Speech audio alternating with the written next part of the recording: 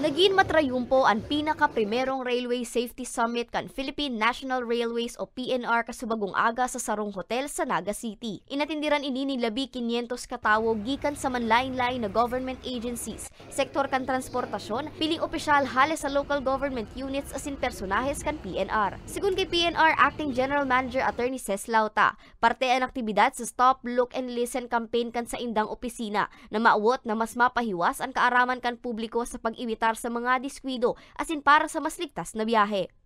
Ang main na reason po for this is to spread awareness po sa safety ni PNR. Ang pagkatapos po nito, tuloy po yung kampanya, yung hindi pa po na-cover ng mga activities ni PNR na safety campaign, babalikan po sila hanggang po sa lahat, masolid po natin na madaanan yung lahat ng area dito sa Bicol.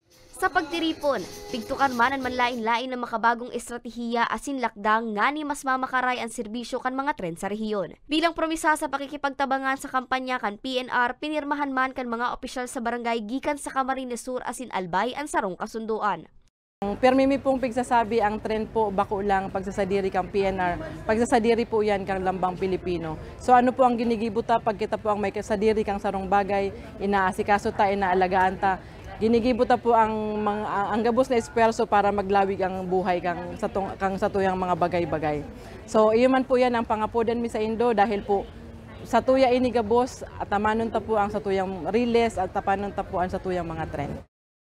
Ikinaugma man ni Attorney Lauta ng ngunya na taon da ipasindang naitalang diskwido sa riles na indikasyon subuot na nagiging epektibo na ang sa indang kampanya. Mientras tanto, puga-puga ang pigigibong clearing asin construction operations kan PNR para sa pagbubukas kan biyahe na Naga Legazpi na piglalaoma na puunan ngunya na bulan.